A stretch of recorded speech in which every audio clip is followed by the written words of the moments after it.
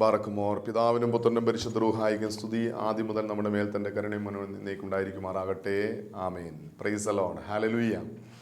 ദൈവത്തിരുനാമത്തിന് മഹത്വം ഉണ്ടായിരിക്കട്ടെ. ദൈവത്തിൻ്റെ വലിയ കരുണയാൽ, ദൈവത്തിൻ്റെ വലിയ കൃപയാൽ, ദൈവവചനത്തിൻ്റെ കീഴിലായിരിക്കുവാൻ സ്വർഗത്തിൽ ദൈവം നമുക്കൊരുക്കിയ ഈ നല്ല അവസരത്തിനായി നമുക്ക് ദൈവത്തെ മഹത്വപ്പെടുത്താം.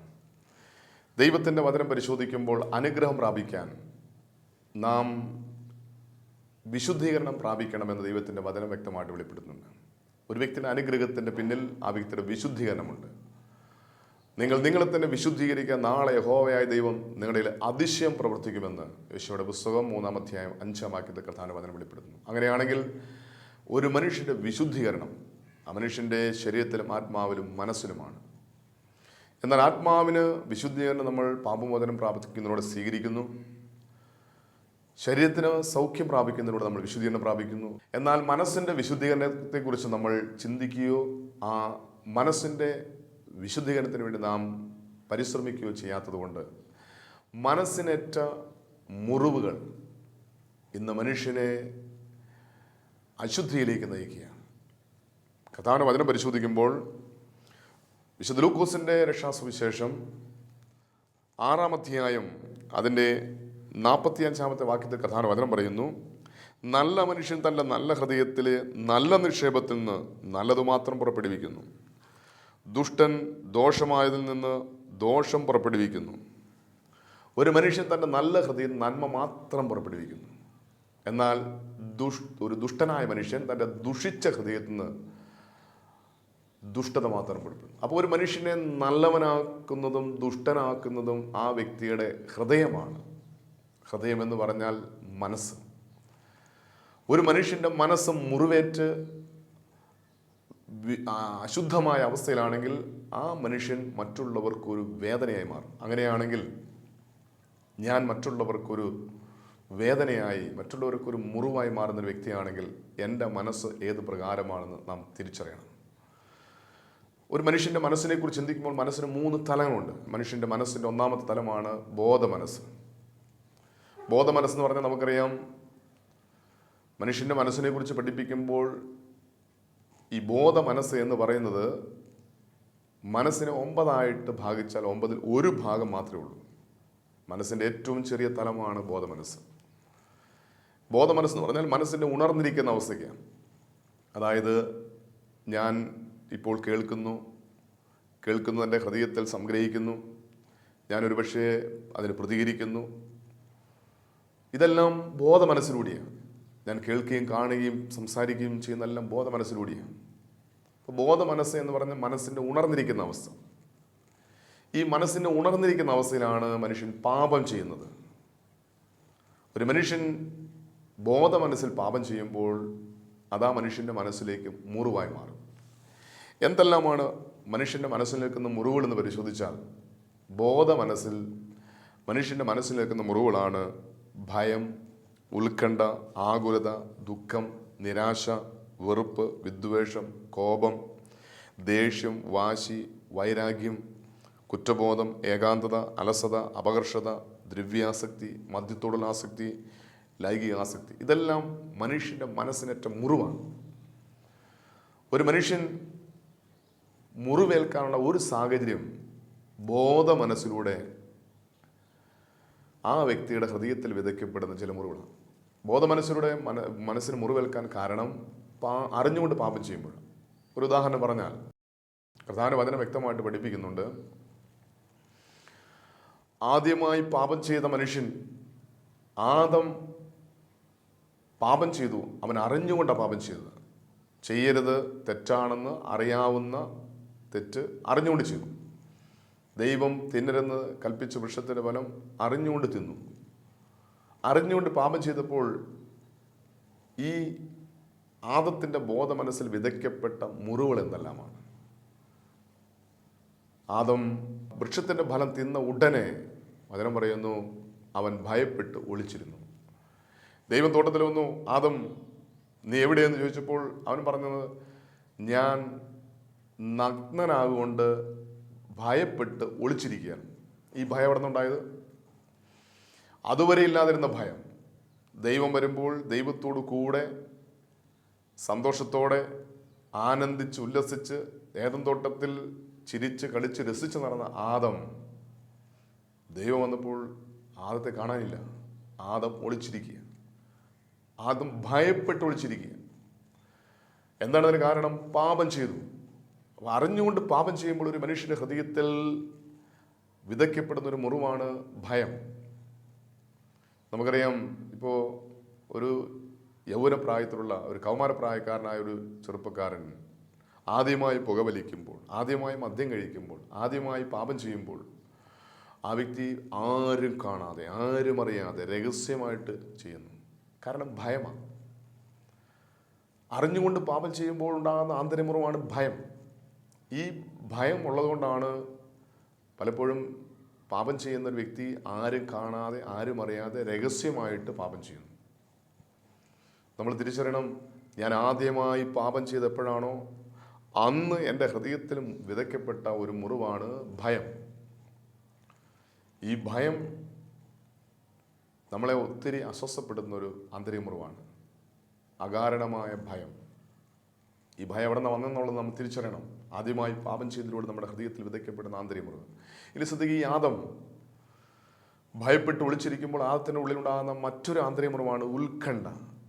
എന്താണ് ഉത്കണ്ഠ എന്ന് ചോദിച്ചാൽ, സംഭവിക്കാൻ പോകുന്നത് എന്താണെന്ന് ഓർത്തുള്ള ഭയം. ഇനി എന്താണോ സംഭവിക്കാൻ പോകുന്നത് അതിനെക്കുറിച്ചുള്ള ഭയം.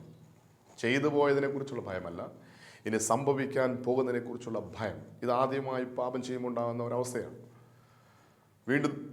ആദത്തെ വീണ്ടും പരിശോധിക്കുമ്പോൾ കാണാൻ സാധിക്കും, ആദം ആകുലപ്പെട്ടിരിക്കുകയായിരിക്കും. അടുത്ത ആന്തരിക മുറിവാണ് ആകുലത. എന്തായിരിക്കും ആകുലത എന്ന് പറഞ്ഞാൽ?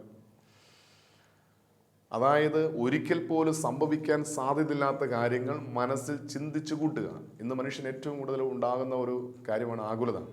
സംഭവിക്കാൻ പോകുന്നത് എന്താണെന്നോർത്ത് അതിനെക്കുറിച്ച് ആകുലപ്പെട്ടിരിക്കുക, അതായത് ചിന്തിച്ചിരിക്കുക. ഒരിക്കൽ പോലും സംഭവിക്കാൻ സാധ്യതയില്ലാത്തൊരു കാര്യം മനസ്സിൽ ചിന്തിച്ച് ആകുലപ്പെടുക. ഇത് ആന്തരിക മുറിവാണ്. ഇത് ആദ്യമായി പാപം ചെയ്യുമ്പോൾ ഉണ്ടാകുന്ന ആന്തരിക മുറിവാണ്. വീണ്ടും നമുക്ക് കാണാൻ സാധിക്കും, ഈ ആദം ഭയപ്പെട്ട് ഒളിച്ചിരിക്കുമ്പോൾ എങ്ങനെയായിരിക്കും ഇരിക്കുന്നത്? ദുഃഖിച്ചിരിക്കുകയായിരിക്കും. തൻ്റെ മനസ്സ് മുഴുവൻ വേദനിക്കുന്ന ദുഃഖം നിറഞ്ഞ അവസ്ഥയിലായിരിക്കും. ഇത് മനുഷ്യൻ പാപം ചെയ്യുമ്പോൾ ഉണ്ടാകുന്ന ഒരവസ്ഥയാണ് ദുഃഖിച്ചിരിക്കുക. അടുത്തത്, ഈ ആദം ഭയപ്പെട്ട് ഒളിച്ചിരിക്കുമ്പോൾ ഏതവസ്ഥയിലായിരിക്കും ഇരിക്കുന്നത്? നിരാശയോടെ ഇരിക്കുക. നിരാശ, പ്രത്യാശ നഷ്ടപ്പെട്ടു. അവന് നിരാശ. ചെയ്തു പോയല്ലോ, ചെയ്യണ്ടായിരുന്നു, ഞാനത് ചെയ്തു പോയല്ലോ എന്നുള്ള നിരാശ ആ വ്യക്തിയെ കുറ്റബോധത്തിലേക്ക് നയിക്കും. അപ്പോൾ ആദ്യത്തിന് അടുത്ത മുറിവാണ് കുറ്റബോധം. ചെയ്യണ്ടായിരുന്നു, അത് ചെയ്തു പോയല്ലോ, തെറ്റിപ്പോയല്ലോ എന്നുള്ള കുറ്റബോധം. വീണ്ടും അത് വെറുപ്പിലേക്ക് നയിക്കുകയാണ്. ആ മാന്ത്രിക മുറിവ് ആദത്തെ വെറുപ്പിലേക്ക് നയിക്കുക. ആരോടെല്ലാമാണ് പിന്നെ ആദത്തിനോടാകുന്ന വെറുപ്പ്? സ്വയം വെറുപ്പ്, തനിക്ക് തന്നോട് തന്നെ വെറുപ്പ്. ഞാൻ തിന്നു പോയല്ലോ, തിന്നണ്ടായിരുന്നു, തന്നെ ചെയ്തു പോയ പ്രവൃത്തി വെറുക്കുക. ഇനി അത് ആദം ഹവ്വയാണ് തന്നത്, ആദം ഹവ്വയെ വെറുക്കുക. ഹവ്വയ്ക്കത് കൊടുത്തത് പാമ്പായതുകൊണ്ട് പാമ്പിനോട് വെറുപ്പ്. ഇതെല്ലാം കാരണം ദൈവമാണ്. ദൈവത്തോട് വെറുപ്പ്, എല്ലാവരോടും വെറുപ്പ്. ആ വചനം പറയുന്നു, പാപം ചെയ്യുമ്പോൾ ഒരു മനുഷ്യൻ്റെ ഹൃദയത്തിൽ ഉണ്ടാകുന്ന മുറിവാണ് വെറുപ്പ്. വീണ്ടും നമുക്ക് കാണാൻ സാധിക്കും, വെറുപ്പുണ്ടാകുന്ന വ്യക്തിക്ക് വിദ്വേഷവും കോപവും ദേഷ്യവും വാശിയും വൈരാഗ്യം എല്ലാം ആ വ്യക്തിയുടെ ജീവിതത്തിലേക്ക് അനന്തര മുറിവുകളായിട്ട് വരിക. ഒരു മനുഷ്യൻ്റെ ഹൃദയത്തിൽ വേദനയും ദുഃഖവും നിരാശയും കുറ്റബോധവും വന്നു കഴിഞ്ഞാൽ പിന്നെ ദേഷ്യവും വാശിയും കോപവും വൈരാഗ്യവും മറ്റ് അതിനടുത്ത മുറിവുകളായിട്ട് ആ വ്യക്തിയുടെ ഹൃദയത്തിലേക്ക് കടന്നു വരിക. നമ്മൾ കഴിഞ്ഞ കാല ജീവിതത്തിൽ നാം എല്ലാവരും പാപം ചെയ്തപ്പോൾ നമ്മുടെ മനസ്സിനേറ്റ മുറിവുകളാണിത്. വീണ്ടും അങ്ങനെയുള്ളൊരു വ്യക്തിക്കുണ്ടാകുന്ന അടുത്ത വിഷയമാണ് ഏകാന്തത, ഒറ്റയ്ക്കിരിക്കുക.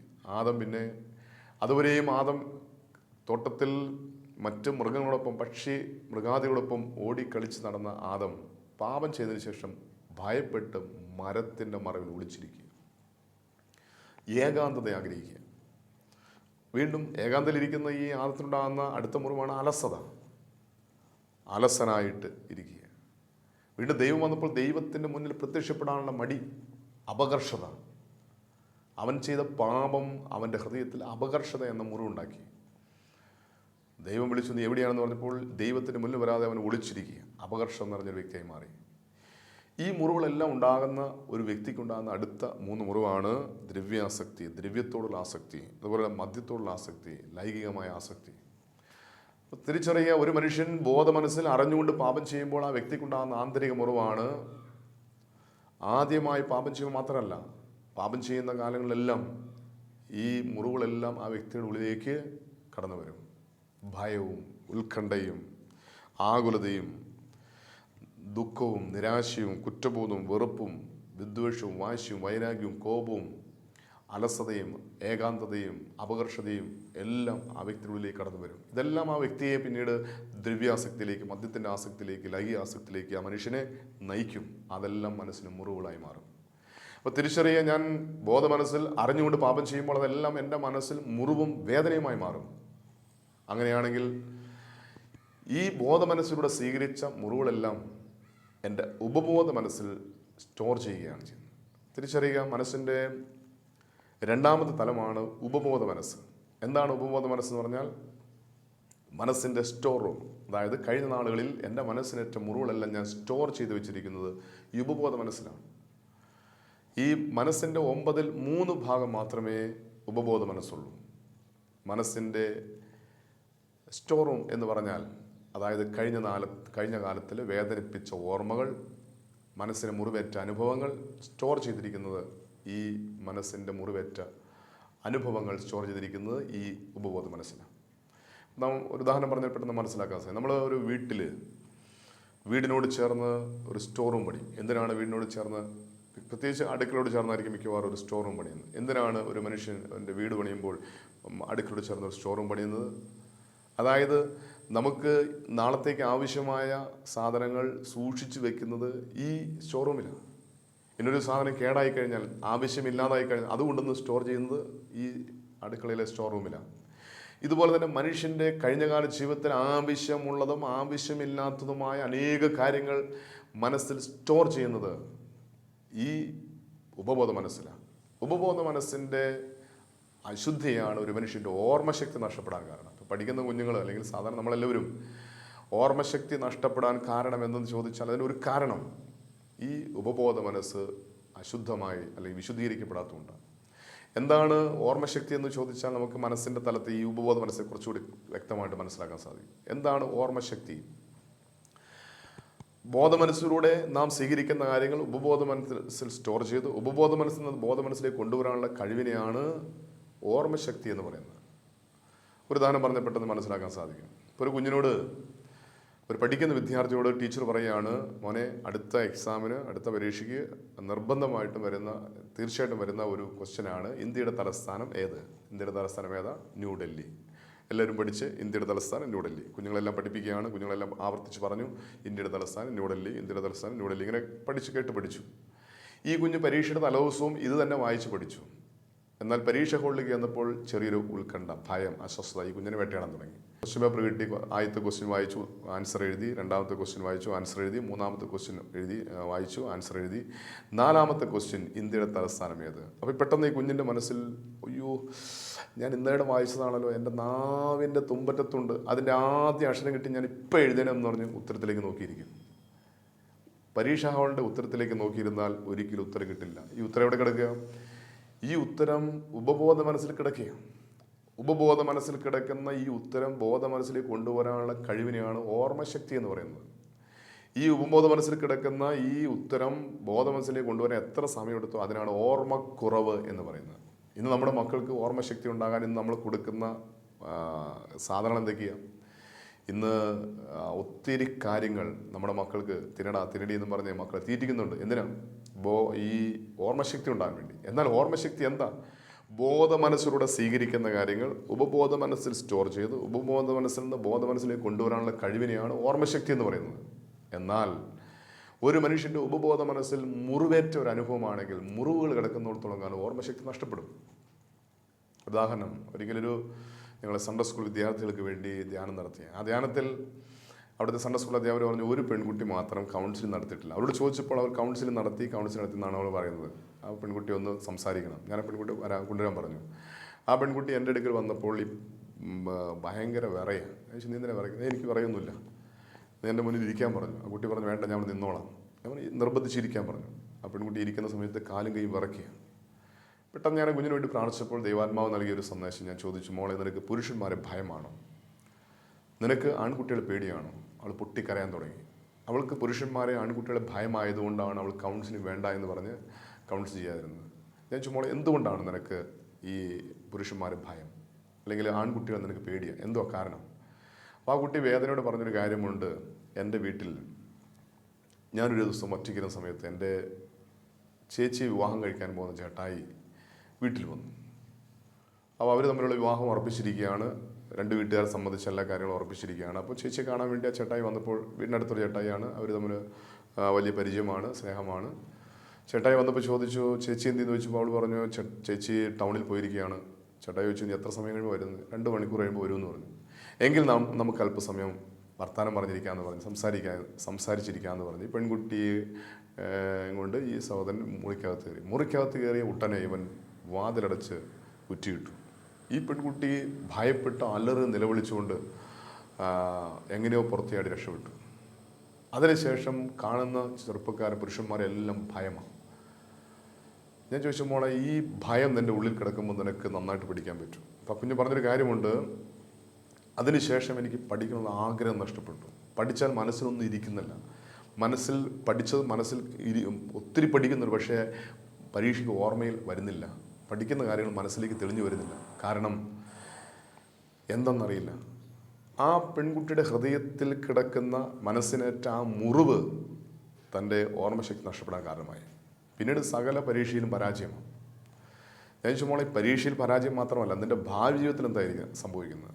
നീ ഒരു വിവാഹം കഴിച്ചാൽ നിൻ്റെ ഭാവി എന്തായിരിക്കും? ആ കുട്ടി പറഞ്ഞു, ഞാൻ വിവാഹം കഴിക്കുന്നില്ല. ഞാൻ പറഞ്ഞു, നീ വിവാഹം കഴിക്കാതിരുന്നാലും നിൻ്റെ മാതാപിതാക്കൾ നിന്നെ നിർബന്ധിച്ച് വിവാഹം കഴിപ്പിക്കും. അങ്ങനെ വരുമ്പോൾ നീ ആ പുരുഷനോടുകൂടെ, വിവാഹം കഴിക്കുന്ന പുരുഷൻ എത്ര ദിവസം ജീവിക്കും, എത്ര നാൾ ജീവിക്കും? കാരണം പുരുഷന്മാരെ ഭയമായ ഒരു പെണ്ണ് എങ്ങനെ പുരുഷന്മാരോട് ജീവിക്കും? നിൻ്റെ മനസ്സിനേറ്റ ഈ മുറിവ് നീ യേശുവിൻ്റെ മുറിവിൽ സമർപ്പിച്ചുകൊണ്ട് സൗഖ്യം പ്രാപിച്ചാൽ നിനക്ക് നന്നായി പഠിക്കാൻ സാധിക്കും. നിൻ്റെ ഭാവി ജീവിതം അനുഗ്രഹിക്കപ്പെടും. ഇത് പറഞ്ഞപ്പോൾ ആ കുഞ്ഞിന് ബോധ്യം കിട്ടിയ കുഞ്ഞ് യേശുവിൻ്റെ മുറിവിൽ സമർപ്പിച്ചുകൊണ്ട് സൗഖ്യത്തിനോട് പ്രാർത്ഥിക്കാൻ തുടങ്ങി. ഇത് നമ്മുടെ എല്ലാവരുടെയും ജീവിതത്തിൽ വന്നുപോയ ഒരു സംഭവമാണ്. കഴിഞ്ഞകാല ജീവിതത്തിൽ നമ്മളെ വേദനിപ്പിച്ച, മുറിവേൽപ്പിച്ച അനുഭവങ്ങൾ നമ്മുടെ മനസ്സിൽ കിടക്കുകയാണ്. മരിച്ചാലും മറക്കില്ല എന്ന് നാം മനസ്സിൽ കുറിച്ചിരിക്കുന്ന അനേക സംഭവങ്ങളുണ്ട്. ചില വ്യക്തികൾ പറഞ്ഞ കാര്യങ്ങൾ, ചില വ്യക്തികൾ ചെയ്ത പ്രവൃത്തികൾ, ബാല്യത്തിൽ, കൗമാരത്തിൽ, യൗവനത്തിൽ നമ്മളെ വേദനിപ്പിച്ച, മുറിവേൽപ്പിച്ച, നമ്മുടെ ജീവിതത്തിൽ മനസ്സിന് മറക്കാൻ കഴിയാത്ത ചില അനുഭവങ്ങൾ നമ്മുടെ ഈ ഉപബോധ മനസ്സിൽ കിടക്കുകയാണ്. ഇത് ഉപബോധ മനസ്സിൽ കിടക്കുന്നിടത്തോളം കാലം നമുക്ക് ഒരിക്കലും സ്വസ്ഥത കിട്ടില്ല. നമ്മുടെ ഓർമ്മശക്തി നഷ്ടപ്പെടുന്നു. നമുക്ക് ഭയം, ഉത്കണ്ഠ, ആകുല, നിരാശ. കഴിഞ്ഞ നാളിൽ നമ്മുടെ മനസ്സിനേറ്റ എല്ലാ മുറിവുകളും ഈ ഉപബോധ മനസ്സിൽ സ്റ്റോർ ചെയ്തിരിക്കുന്നതുകൊണ്ട് അനുകൂലമായി സാഹചര്യം കിട്ടുമ്പോൾ ഉപബോധ മനസ്സിൽ നിന്ന് അത് ബോധ മനസ്സിലേക്ക് പൊട്ടിമുളയ്ക്കും. അത് മുളർന്ന് വലുതായി അതിൽ എന്ത് വിത്താണോ ഈ ഉപബോധ മനസ്സിൽ കിടക്കുന്നത് അതിൻ്റെ ഫലം പുറപ്പെടാൻ തുടങ്ങും. അങ്ങനെയാണെങ്കിൽ ഈ ഉപബോധ മനസ്സ് വിശുദ്ധീകരിക്കപ്പെടാതെ നമുക്കൊരിക്കലും ഒരു വിശുദ്ധ ജീവൻ നയിക്കാൻ സാധിക്കുകയില്ല. നമ്മുടെ മനസ്സിന് സന്തോഷവും സമാധാനവും സൗഖ്യം പ്രാപിക്കാൻ സാധിക്കുകയില്ല. അതുകൊണ്ട് ഉപബോധ മനസ്സ് വിശുദ്ധീകരിക്കപ്പെടണം. ഇനി അടുത്തത് മനസ്സിൻ്റെ 3ാമത്തെ തലമാണ് അബോധ മനസ്സ്. മനസ്സിൻ്റെ ബോധമില്ലാതിരിക്കുന്ന അവസ്ഥയ്ക്കാണ് അബോധ മനസ്സെന്ന് പറഞ്ഞത്.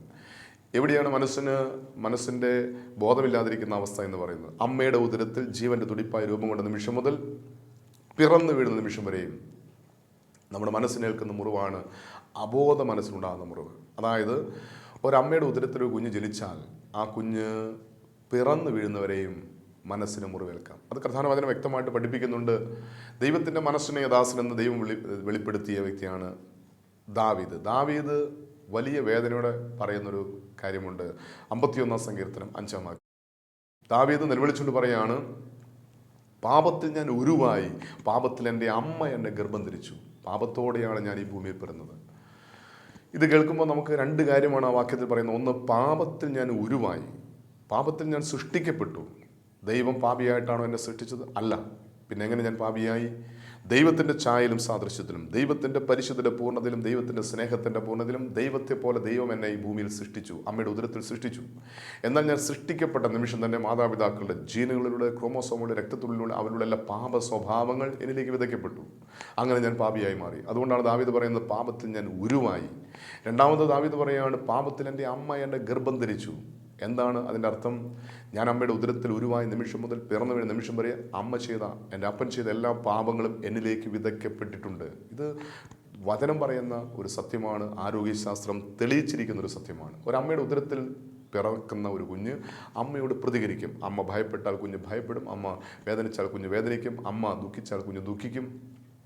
അമ്മയ്ക്കുണ്ടാകുന്ന എല്ലാ വൈകാരികമായ സ്വഭാവങ്ങൾ കുഞ്ഞിലേക്ക് വിതയ്ക്കപ്പെടുമെന്ന് വൈദ്യശാസ്ത്രം തെളിയിച്ചിട്ടുണ്ട്. എന്നാൽ ഇത് തന്നെ നൂറ്റാണ്ടുകൾക്ക് മുമ്പ് വിശുദ്ധ ഗ്രന്ഥത്തിൽ വെളിപ്പെടുന്നുണ്ട്. പരിശുദ്ധ അമ്മ യേശുവിനെ ഉദരത്തിൽ സ്വീകരിച്ച് തൻ്റെ ചാർച്ചക്കാരിയായ എലിസബത്തിനെ ശുശ്രൂഷിക്കാനായിട്ട് എലിസബത്തിൻ്റെ ഭവനത്തിൽ ചെല്ലുമ്പോൾ ദൂരെ നിന്ന് പരിശുദ്ധ അമ്മ എലിസബത്തിനെ അഭിവാദനം ചെയ്തു. പരിശുദ്ധ അമ്മയുടെ അഭിവാദന സ്വരം കേട്ട ഉടനെ എലിസബത്തിൻ്റെ ഉദരത്തിൽ കിടന്ന ശിശു പരിശുദ്ധാത്മാവിൽ കുതിച്ചു ചാടി. എന്താണ് അതിൻ്റെ കാരണം? ഇവിടെ വചനം പറയുന്നു, എലിസബത്ത് പരിശുദ്ധാത്മാവിൽ നിറഞ്ഞു. എലിസബത്ത് പരിശുദ്ധാത്മാവിൽ നിറഞ്ഞപ്പോൾ ഉദരത്തിൽ കിടക്കുന്ന കുഞ്ഞും പരിശുദ്ധാത്മാവിൽ നിറഞ്ഞു. പരിശുദ്ധ അമ്മയുടെ അഭിവാദന സ്വരം കേട്ടപ്പോൾ എലിസബത്ത് പരിശുദ്ധാത്മാവിൽ നിറഞ്ഞു, ഉദരത്തിൽ കിടക്കുന്ന കുഞ്ഞും പരിശുദ്ധാത്മാവിൽ നിറഞ്ഞ് കുതിച്ചാടി. നൂറ്റാണ്ടുകൾക്ക് മുമ്പ് വിശുദ്ധ ഗ്രന്ഥത്തിൽ വെളിപ്പെടുത്തിയാണ്, അമ്മ പരിശുദ്ധാത്മാവിൽ നിറഞ്ഞാൽ കുഞ്ഞ് പരിശുദ്ധാത്മാവിൽ നിറയും.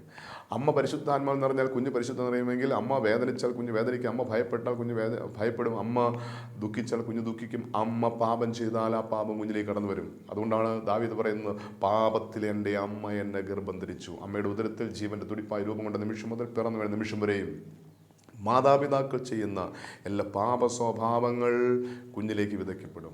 മാതാപിതാക്കൾക്കുണ്ടാകുന്ന എല്ലാ ആന്തരിക മുറിവുകളും കുഞ്ഞിലേക്ക് വിതയ്ക്കപ്പെടും. മാതാപിതാക്കൾക്കുണ്ടാകുന്ന എല്ലാ വൈകാരികമായ സ്വഭാവങ്ങളും കുഞ്ഞിലേക്ക് വിതയ്ക്കപ്പെടും. അതുകൊണ്ടാണ് ഡോക്ടർമാർ പറയുന്ന, ഗർഭിണികളായ സ്ത്രീകൾ പറയും, നിങ്ങൾ ഭയപ്പെടരുത്, വേദനിക്കരുത്, അസ്വസ്ഥപ്പെടരുത്, രാത്രി പുറത്തിറങ്ങരുത്, എല്ലാ സമയവും സന്തോഷത്തോടെ ആയിരിക്കണം, നല്ലത് മാത്രം ചിന്തിക്കണം, നല്ലത് മാത്രം പറയണം, നല്ല നല്ല കാര്യങ്ങൾ കേൾക്കണം. ഇങ്ങനെ പറയാൻ കാരണം, ഒരു അമ്മയ്ക്കുണ്ടാകുന്ന എല്ലാ വൈകാരികമായ സ്വഭാവ വൈകല്യങ്ങളും ആ ഉദരത്തിൽ കിടന്ന കുഞ്ഞിലേക്ക് പകരപ്പെടുമെന്നുള്ളത് കൊണ്ടാണ്. അങ്ങനെയാണെങ്കിൽ അമ്മയുടെ ഉദരത്തിൽ ജീവൻ്റെ തുടിപ്പായി രൂപം കൊണ്ട നിമിഷം മുതൽ ഈ നിമിഷം വരെ അമ്മയ്ക്കുണ്ടായ എല്ലാ ആന്തരിക മുറിവുകളും എന്നിൽ മുറിവായി വിതയ്ക്കപ്പെട്ടിട്ടുണ്ട്. ഇപ്പോൾ നമ്മിലുണ്ടാകുന്ന ഭയം എന്ന് പറയുന്നത് അകാരണ ഭയം, രാത്രി ഭയം, അല്ലെങ്കിൽ ഇരുട്ടിനെ ഭയം, വെളിച്ചം കാണുമ്പോൾ ഭയം, വലിയ ശബ്ദങ്ങൾക്കും ഭയം, ഒറ്റയ്ക്ക് നടക്കുമ്പോൾ ഭയം. ഈ അകാരണമായ ഭയം എവിടെ നിന്നായിരിക്കും കിട്ടിയിരിക്കുന്നത്? അമ്മയുടെ ഉദരത്തിൽ വെച്ച് അമ്മയിലൂടെ വിതയ്ക്കപ്പെട്ട ആന്തരിക മുറിവുകൾ. അതായത് ഇപ്പോൾ ഒരു അമ്മ ഉദരത്തിൽ ഒരു കുഞ്ഞിനെ വഹിച്ചുകൊണ്ട്, അല്ലെങ്കിൽ ഞാൻ എൻ്റെ അമ്മയുടെ ഉദരത്തിലായിരിക്കുമ്പോൾ അമ്മ ഒരു ദിവസം രാത്രി പുറത്തിറങ്ങി അരണ്ട വിളിച്ച് നടക്കുമ്പോൾ ഇതാ തൊട്ട് മുന്നിൽ വാഴയുടെ പുറകിൽ ആരോ നിൽക്കുന്നതായി അമ്മ കാണുകയാണ്. അമ്മ ഇത് കണ്ട വഴി അലറി നിലവിളിച്ചുകൊണ്ട് അയ്യോ എന്ന് പറഞ്ഞ് നിലവിളിക്കുക. ഈ അമ്മ ഭയപ്പെട്ടപ്പോൾ ആ ഭയം കുഞ്ഞിലേക്ക് വിതയ്ക്കപ്പെട്ടുവെങ്കിൽ, ആ അമ്മയ്ക്കുണ്ടായ ഭയം കുഞ്ഞിലേക്ക് വിതയ്ക്കപ്പെട്ടുവെങ്കിൽ ആ ഭയം പിന്നീട് ആ കുഞ്ഞിനെ എല്ലാ ഭയത്തിനും കാരണമായി തീരും. ഇവിടെ ഈ അമ്മ ആ വാഴയില കണ്ടപ്പോൾ വാഴയില അനങ്ങുന്ന കണ്ടപ്പോൾ ഭയപ്പെട്ടതാണ്. പിന്നീട് അത് മനസ്സിലായത് വാഴയിലയാണെന്ന്. പക്ഷേ അമ്മയുടെ പേടി മാറി, പക്ഷേ കുഞ്ഞിൻ്റെ പേടി മാറിയിട്ടില്ല. ഇന്നും ആ കുഞ്ഞിന് ഇരുട്ട് കാണുമ്പോൾ പേടിയാണ്, അല്ലെങ്കിൽ വെളിച്ചം കാണുമ്പോൾ പേടിയാണ്, അല്ലെങ്കിൽ വലിയ ശബ്ദം കേൾക്കുമ്പോൾ പേടിയാണ്. ഈ ഭയം എവിടെ നിന്നാണ് ഉണ്ടായത്? അമ്മയുടെ ഉദരത്തിൽ വെച്ച് വിതയ്ക്കപ്പെട്ട ഭയം. ഇതുപോലെ തന്നെ അമ്മയ്ക്കുണ്ടായ ഉത്കണ്ഠ എന്ന് പറഞ്ഞാൽ സംഭവിക്കാൻ പോകുന്ന എന്താണെന്ന് ഓർത്തുള്ള ഭയം. ഉത്കണ്ഠയുള്ള ഒരു വ്യക്തി ഒരു ബസ്സിൽ യാത്ര ചെയ്താൽ ഉറങ്ങില്ല. കാരണം ആ വ്യക്തിയുടെ ചിന്ത, ഇത് എന്തെങ്കിലും സംഭവിക്കും, ഈ വണ്ടി എങ്ങനെ മറിഞ്ഞാലോ, ഈ വാഹനത്തിൽ എന്തെങ്കിലും സംഭവിച്ചാലോ, ഈ ഡ്രൈവർ അങ്ങനെ ഉറങ്ങിപ്പോയാലോ. ഈ മനുഷ്യൻ്റെ ഹൃദയത്തിൽ ഉത്കണ്ഠയുള്ള ഒരാൾക്ക് സമാധാനത്തോടെ കിടന്നുറങ്ങാൻ സാധിക്കുകയില്ല. വീണ്ടും അമ്മയുടെ ഉദരത്തിൽ വെച്ച് അമ്മയ്ക്കുണ്ടാകുന്ന ആകുലത ആ കുഞ്ഞിലേക്ക് വിതയ്ക്കപ്പെടാം. അപ്പം ഈ അമ്മയുടെ ഉദരത്തിൽ ഈ കുഞ്ഞ് ആയിരിക്കുമ്പോൾ അമ്മയ്ക്കുണ്ടാകുന്ന ആകുലത, അതായത് ആവശ്യമില്ലാത്ത ചിന്ത, ഇതാണായിരിക്കുമോ പെണ്ണായിരിക്കുമോ, ഇതിന് കൈയുണ്ടാവോ, കാലുണ്ടാവോ, ഇതിന് ശരീരത്തിന് എല്ലാ അവയവം ഉണ്ടാവോ, ഈ അമ്മയ്ക്കുണ്ടാകുന്ന എല്ലാ ആകുലതകൾ, അതായത് ഒരിക്കൽ പോലും സംഭവിക്കാൻ സാധ്യതയില്ലാത്ത കാര്യങ്ങൾ മനസ്സിൽ ചിന്തിച്ചു കൂട്ടുമ്പോൾ ആ ആകുലത കുഞ്ഞിലേക്ക് ആകുലതയായി വിതയ്ക്കപ്പെടും. ഒരമ്മയുടെ ഉദരത്തിലായിരിക്കുമ്പോൾ അമ്മയ്ക്കുണ്ടാകുന്ന ദുഃഖം, ഒരുപക്ഷേ പിതാവിൻ്റെ മദ്യപാനം മൂലമുള്ള ആ ദുഃഖം, അല്ലെങ്കിൽ അമ്മായിപ്പൻ്റെ അല്ലെങ്കിൽ വേദനിപ്പിക്കുന്ന വാക്കുകൾ അമ്മയ്ക്ക് ദുഃഖമായി മാറാം. അമ്മയുടെ പ്രിയപ്പെട്ടവരുടെ മരണം, ഇതെല്ലാം അമ്മയ്ക്ക് ദുഃഖവും വേദനയുമായി മാറാം. അമ്മയുടെ ഉദരത്തിൽ ജീവൻ്റെ തുടിപ്പായി രൂപം കൊണ്ട നിമിഷം മുതൽ പിറന്നു വീണ നിമിഷം വരെ അമ്മയ്ക്കുണ്ടാകുന്ന എല്ലാ ദുഃഖഭാവങ്ങളിലും ദുഃഖഭാവമായി വിതയ്ക്കപ്പെടാം. ഇതുപോലെ തന്നെ അമ്മയ്ക്കുണ്ടാകുന്ന നിരാശ, അമ്മയ്ക്കുണ്ടാകുന്ന വെറുപ്പ്, അമ്മയ്ക്കുണ്ടാകുന്ന ദേഷ്യം, അമ്മയ്ക്കുണ്ടാകുന്ന കോപം, അമ്മയ്ക്കുണ്ടാകുന്ന വാശി, വൈരാഗ്യം, കുറ്റബോധം, അമ്മയ്ക്കുണ്ടാകുന്ന ഏകാന്തത, അലസത, അപകർഷത, മാതാപിതാക്കൾക്കുണ്ടാകുന്ന ദ്രവ്യത്തോടുള്ള ആസക്തി, മദ്യത്തോടുള്ള ആസക്തി, ലൈംഗിക ആസക്തി, ഇതെല്ലാം അമ്മയുടെ ഉദരത്തിൽ വെച്ച് എന്നിൽ വിതയ്ക്കപ്പെട്ടിട്ടുണ്ടാകാം. ഈ മുറിവുകൾ അനുകൂലമായി സാഹചര്യം കിട്ടുമ്പോൾ അത് മുളച്ച് വളർന്ന് വലുതായി എന്നിൽ നിന്ന് ഈ മുറിവുകൾ അവസരത്തിനനുസരിച്ച് സാഹചര്യത്തിനനുസരിച്ച് എന്നിൽ നിന്ന് പുറപ്പെടാം. ഈ മുറിവുകളായിരിക്കും ഇന്ന് ഞാൻ മറ്റുള്ളവർക്കൊരു മുറിവായി മാറുന്നത്. അതുകൊണ്ട് അമ്മയുടെ ഉദരത്തിൽ ജീവൻ്റെ തുടിപ്പായി രൂപം കൊണ്ട നിമിഷം മുതൽ ഈ നിമിഷം വരെ എൻ്റെ ബോധമനസ്സിൽ അടിഞ്ഞു കിടക്കുന്ന എല്ലാ മുറിവുകളും യേശുവിൻ്റെ മുറിവിൽ സമർപ്പിച്ചുകൊണ്ട് സൗഖ്യത്തിന് വേണ്ടി ദാഹത്തോടെ പ്രാർത്ഥിക്കുമ്പോൾ അവിടുത്തെ അടിപ്പിടരാൽ, അവിടുത്തെ മുറിവിനാൽ, യേശുവിൻ്റെ മുറിവിനാൽ നമുക്ക് സൗഖ്യം ലഭിക്കും. നമുക്ക് ആഗ്രഹത്തോടെ പ്രാർത്ഥിക്കാം. വചനം പറയുന്നു, യെശയ്യാപ്രവാചകന്റെ പുസ്തകം 1-ാം അധ്യായം അതിൻ്റെ 5-ഉം 6-ഉം വാക്യങ്ങൾ, തല മുഴുവൻ ദീനവും ഹൃദയം മുഴുവൻ രോഗം പിടിച്ചിരിക്കുക, അടി തൊട്ട് മുടി വരെ ഒരു സുഖവുമില്ല, മുറിവും ചതവും പഴുത്തവണ്ണം മാത്രമേ ഉള്ളൂ, ഞെക്കിക്കഴിയിട്ടില്ല, എണ്ണ പുരട്ടി ശമിപ്പിച്ചിട്ടില്ല, വെച്ച് കിട്ടിയിട്ടില്ല. ഈ മുറിവുകളെല്ലാം യേശുവിൻ്റെ മുറിവിലേക്ക് സമർപ്പിക്കാം. കണ്ണടയ്ക്കാം. പരിശുദ്ധനായ ഞങ്ങളുടെ നല്ല ദൈവമേ, ഞങ്ങളുടെ മനസ്സിൻ്റെ തലം എത്ര മുറിവേറ്റ അനുഭവമാണ് ഞങ്ങൾ കണ്ടെത്തി. കർത്താവേ, ഇപ്പോൾ അമ്മയുടെ ഉദരത്തിൽ ജീവൻ്റെ തുടിപ്പായി രൂപം കൊണ്ട നിമിഷം വരെ വന്നുപോയ സകല മുറിവുകളെയും യേശുവിൻ്റെ നാമത്തിൽ, യേശുവിൻ്റെ തിരുമുറിവിലേക്ക് സമർപ്പിക്കുക. ഞങ്ങളിൽ അടിഞ്ഞു കിടക്കുന്ന എല്ലാ ആന്തരിക മുറിവുകളെ യേശുവിൻ്റെ മുറിവിനാൽ സൗഖ്യം നൽകണം. അനേകം വ്യക്തികൾക്ക് മുറിവും വേദനയും നൽകുന്ന ഞങ്ങളുടെ മനസ്സിനേറ്റ എല്ലാ മുറിവുകളും യേശുവിൻ്റെ നാമത്തിൽ ഇപ്പോൾ യേശുവിൻ്റെ രക്തത്താൽ നിർവീര്യമാകണം. പരിശുദ്ധ അമ്മേ, ദൈവമാതാവേ, അമ്മയുടെ മധ്യസ്ഥ മുഖാന്തരമായി ഞങ്ങളുടെ മനസ്സിനേറ്റ എല്ലാ മുറിവുകളും സൗഖ്യം പ്രാപിക്കാൻ പരിശുദ്ധ അമ്മേ, ദൈവമാതാ, ഞങ്ങൾക്ക് വേണ്ടി പ്രാർത്ഥിക്കണമേ. സകല ശുദ്ധിമാന്മാരെ, ശുദ്ധിമതിയെ ഞങ്ങൾക്ക് വേണ്ടി പ്രാർത്ഥിക്കണമേ. യേശുവിൻ്റെ അതിപരിശുദ്ധമായ നാമത്തിൽ തന്നെ. ആമേൻ.